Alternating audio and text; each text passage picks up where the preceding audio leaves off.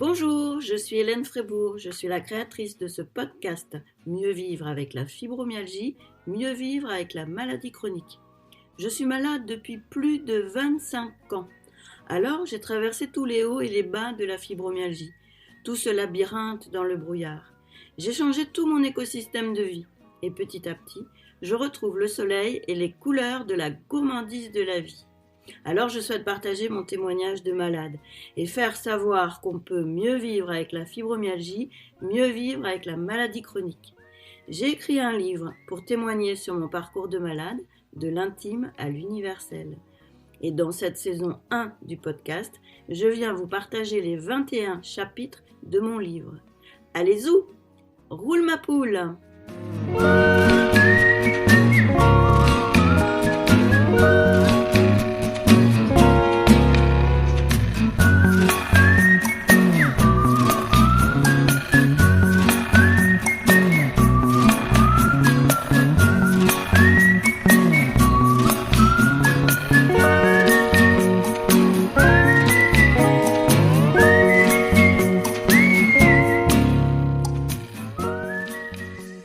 Alors aujourd'hui, tu vas nous parler du nouveau dans mon miroir.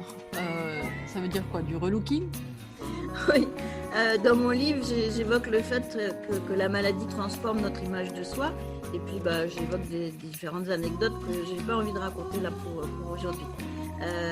La relation avec notre image de soi, c'est vraiment tout le monde.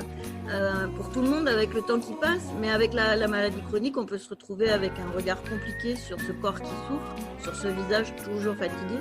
Moi, j'ai vécu des variations de poids importantes. J'ai eu des habits du 42 au 46, ça fait un sacré bazar dans le dressing, et puis beaucoup de souffrance à plus vouloir se regarder dans le miroir. Maintenant, je suis stabilisée en taille 42-44, j'ai pas grossi avec la ménopause en 2016, je marche tous les jours et je fais de la gym aussi chez moi ou avec le kiné, donc je bouge mon corps tous les jours et ça, c'est vraiment prioritaire.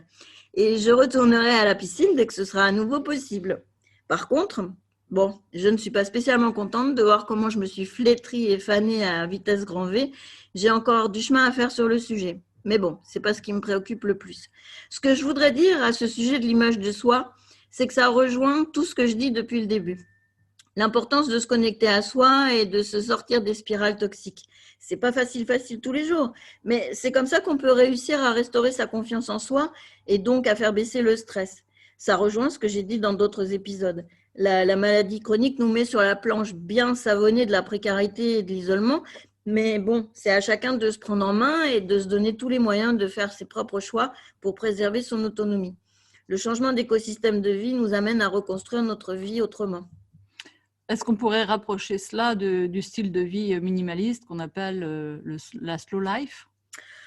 Oui, finalement, maintenant, je me rends compte que, sans le choisir au départ, c'était sous la contrainte de la maladie chronique, je me suis retrouvée à redessiner ma vie en mode minimaliste, en simplifiant tout, sur tous les registres.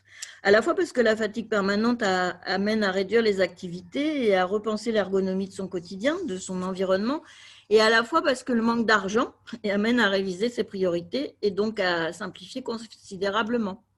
Et au final, ça te plaît cette manière de vivre? Oui, parce que maintenant, j'ai retrouvé un certain équilibre entre le possible et le compatible avec la santé.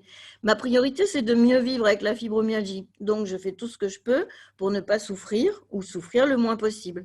Je fais tout ce que je peux pour être en paix d'esprit et dans un environnement sain. Bien sûr, je sais que je ne pourrais pas aller visiter New York ou Tokyo ou refaire du cheval ou des grands galops sur la plage. Non, je ne pourrais pas marcher sur le chemin de Compostelle et je pourrais faire toute une liste, mais je passe justement pas mon temps à lister tout ce que je ne peux pas faire ou avoir. Je me concentre sur la pleine conscience du moment, sur ce qui me fait du bien, sur ce que je peux partager pour contribuer à ma petite échelle, pour faire du bien autour de moi. Et finalement, ça va beaucoup mieux comme ça. C'est vraiment là encore le message d'espoir que je souhaite délivrer dans ce podcast. Demain, quel sera le mot? Roule ma poule!